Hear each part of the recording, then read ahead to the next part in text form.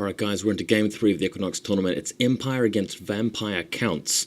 My opponent for this game is Jeremy, and there's only one event that I saw Jeremy at, and that was actually my Mega Battle Gift of Morsleb, Chaos against Skaven, if you guys remember that, the 15,000 points.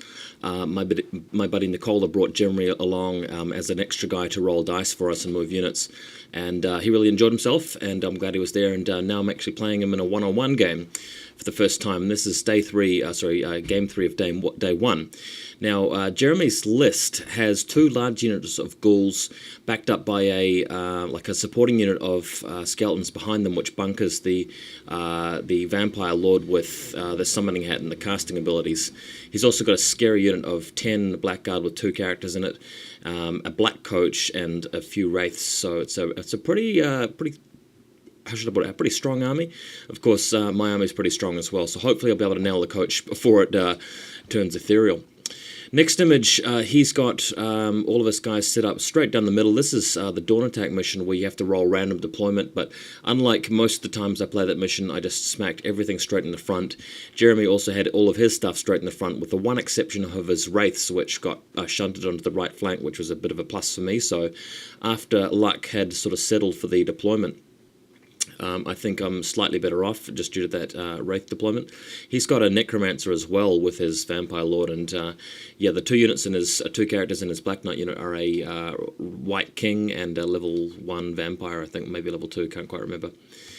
Next image, I've got the first turn here, which is quite good. Moving the Pistoliers out around the right-hand flank, just into range of the dire wolves, and popping them off long range, and I'll be able to stand and shoot if he charges me as well, so that's quite good.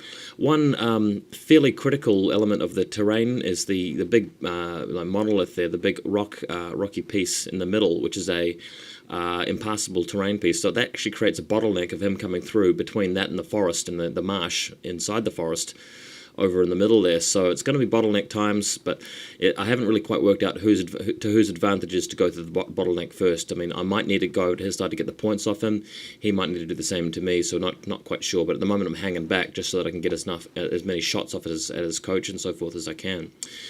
Next image, he counterattacks me with his dire wolves predictably. Well, not predictably, I was expecting him not to want to do that, but he did anyway, and the Pistoliers shoot down the dogs, the dire wolves, and kill the last one in close combat. But everybody else moving forward, I've cracked off 3 cannon shots at the coach, but unluckily not managed to destroy it, which was very frustrating. So he's moved forward with everything. Good thing in his case is that the Wraiths ignore the marsh altogether, so they can start sweeping over that, but the Black Knights, because they are joined by a character that isn't actually on one of the correct types of mounts, they will take dangerous terrain tests going through the forest, so I'm quite pleased about that. I feel like I'm in a good situation in the centre. And during his magic phase, just really attempts to do as much as he can. I've already cast Dwellers below on one of his ghouls unit. I've cast, I've got it landed a mortar hit on one of them, I think. So already starting to reduce the size of those 2 units, which is fortunate. Next image, looking around here, the tank has misfired, so it's lost a wound already. The Knights are unbreakable at the moment thanks to the Warrior Priest ability. And just looking at this, I'm thinking really just try and crack off as many shots at the Black Coach as I can. Wait for the result of me and him casting some spells, and then depending on what the situation is, rush through the bottleneck with just the Knights and the tank. Or if he comes through to my side, I can attack with the Knights tank and the Halberdiers as well. So fairly comfortable. I will be up against the Crown of Command, or the Helm of Weapon Skill 7 or whatever it is. But when you hit the tank automatically, what's really cool about that is that the ghouls can't poison the tank in close combat because they don't roll to hit. And having Weapon Skill 7 doesn't make any difference. Either way, it's just 6s to wound and 2+ armor saves. Next image, the flagellants, umming and ahhing here because they're going to have to contest, they're going to have to compete with those wraiths over there. They'll hold up the race for a long time, but if the wraiths get stuck in early, they'll be able to wipe the flagellants out before the end of the game. Unless perhaps I cast Flesh to Stone on them, in which case I might be able to beat them with some combat res, so that'd be good.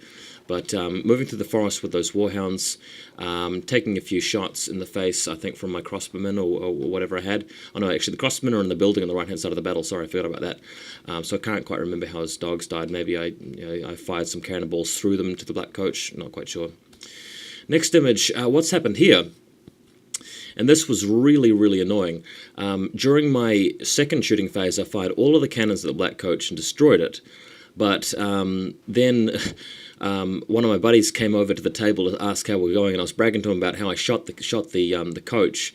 And then, as I was talking to him, everybody realized that the coach had actually been powered up to level 6. It was ethereal, and the cannonballs wouldn't have affected the coach. So we went back, we tried to work out where the coach originally was, redid the shooting phase, the cannons fired at some Black Knights instead, and the coach ended up charging my pistoliers and wiping them out. So that was really annoying. Now I have absolutely no way of actually destroying the stupid coach, and my cannons really, all they're going to be able to do is kill 1 or 2 Black Knights a turn, if anything. But the good thing here is that the Black Coach is actually out of position. It's not going to be able to affect my army into the last couple of turns because it's moved away, and that's partly why I put the pistoliers there. But I would have preferred to have been able to kill it a bit more quickly than that. Usually it doesn't actually get charged up so quickly. Next image, Dwellers below cast on the skeleton unit containing the Vampire Lord. Vampire Lord passes his strength test, fortunately, but the Necromancer does not, and he loses several skeletons as well. So a nice way of picking off one of his characters. It's quite handy to have that spell. And the steam tank charging into the ghouls. So if we go to the next photo, the steam tank wipes out every single ghoul in the unit except for the last 4, which means that there's going to be a clogged up round of combat here, and it's going to be a bit iffy for a while because the Bottleneck is now choked by the tank. But we'll see what happens very shortly. Going to the next photo, he decides to move in with his remaining ghouls. He's taken a lot of casualties from my magic shooting and so forth in the mortar. In the background there, the 3 direwolves have actually moved through the gap between the knights and the flagellants to attack the mortar. But the tank should have this in the bag. As soon as it comes to my turn, I start generating steam points and wiping them all out. Plus the knights are in a position to charge the flank of the ghouls now. So going to the next photo, that's exactly what happens. Just to get around this bottleneck problem, what I've done is I've reformed the swordsman into a big bus, 5 wide and about 1 million deep, and all the characters in that unit, and it pushes the wizard to the back rank as well. And quite crucially, the coach, if it charges the swordsman at this point, will hit the flank and will really not be able to be in base-to-base with any of the characters, so he can't killing blow me. And over a few rounds, if I manage to hold there thanks to Steadfast, I should be able to get back into a position where the combat res will stop the coach from doing much, and Flesh to Stone especially, and that might be my only chance. But then again, he may not take the bait and he may not charge that unit. In the middle, though, the knights are moving forward and crushing the ghouls, wiping pretty much everybody out. So next photo shows you the ghouls cleared. He's got some Black Knights there, but whether he decides to charge the Black Knights into the tank is another question, because there's no way he's going to be able to kill that tank. And if he doesn't, if he's stuck there, it just brings his points closer to me, and I can start grinding him down and possibly even moving the knights around past the tank into his general's loot, which will really shut him down. So next photo over here. I can't remember what actually happened in this game due to maybe not enough photos being taken, but